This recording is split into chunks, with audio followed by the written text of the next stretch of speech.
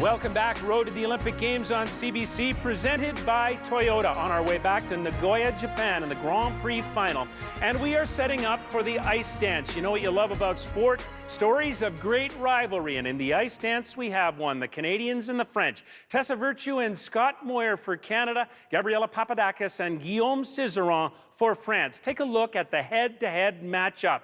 Each has won a Grand Prix final before in their career. Tessa Virtue and Scott Moir finally did it in Marseille last season. They're the Olympic champions in 2010. Papadakis Cizeron have never been to the Olympics. 3 world titles for Virtue Moir, 2 for the French. After the short dance, it's the French who lead by less than a point. And here are the Canadians with Paul Martini. Now, speaking of performances, you know how critical it is to capture not only the panel, but perhaps the audience as well. Is the free dance going to do that again? We're hoping so. I mean, at this stage in our career, we're trying to enjoy it every time we take the ice. And part of that is focusing just on us, but we like to bring the crowd in. You could feel that energy. And I think that's a big reason why we came back, to enjoy that with the crowd. So hopefully we can. Hopefully we can have another great skate tomorrow and kind of build our confidence going to the Olympics. Excellent short dance. Good luck on the free. Thank you so much. Going to be so close. Virtue Moir of Canada, undefeated in their return to international competition. Let's continue to set it up and send it over to Andy, Carol, and Kurt.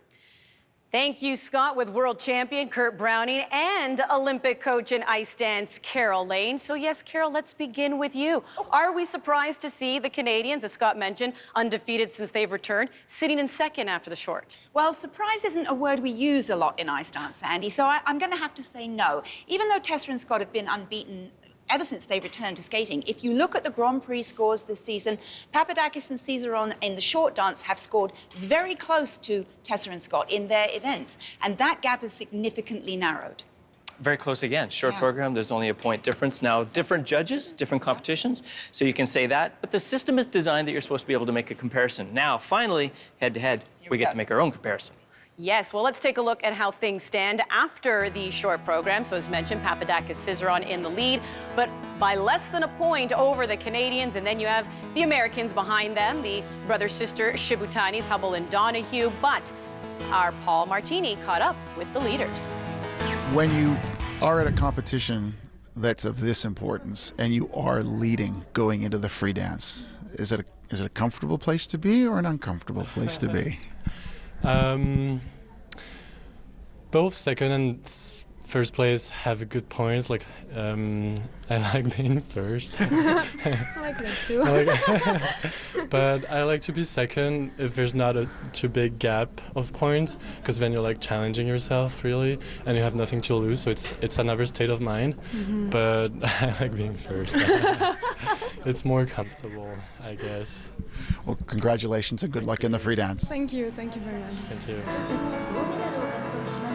Well, of course, no doubt, sitting in first is a very comfortable position, and especially in the world of ice dance, that usually translates to the final positioning, but you really can't count anyone out, especially Maya and Alex Shibutani of the United States. But what do we have in store here as we get to Carol's comments, brought to you by Nature's Bounty Vitamins?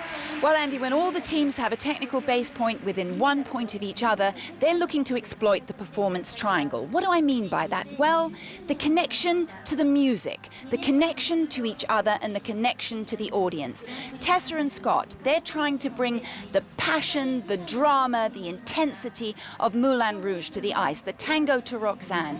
They have been so successful with this year, and they're trying to really show how that's going to take them to the top of the podium. Then you've got Papadakis and Cizeron, the blissful etherealness of the Moonlight Sonata, been so successful for other teams, pair teams in the past. They want to make the judges comfortable and get those top marks again. Well, you couldn't have 2 more opposite performances. Can't wait to see them, but let's head ringside now in Japan with Paul Martini. Paul. Andy, this free dance final is the event that the dance community has been waiting all year for. Immediately after the short dance, Tess and Scott were happy with their performance, pleased with their marks. But as soon as the marks came up for the French, their disposition changed. They're not happy about being in second spot. They know they're only a half a point behind the French, and they don't want to go home from here with anything less than a gold medal. This is going to be a fantastic pre-Olympic Games showdown. Well, if that doesn't get you excited, I don't know what does. I got a chill. On the edge of my seat. Pretty excited to see these two teams go head-to-head for the first time this season.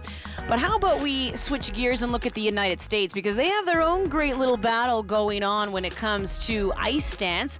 You know, Chalk and Bates were pretty strong for so many years in the Shibutanis. It was a reemergence for them. And now Hubble and Donahue for the last 3 years. Pretty sure they got a group rate when they flew to this competition.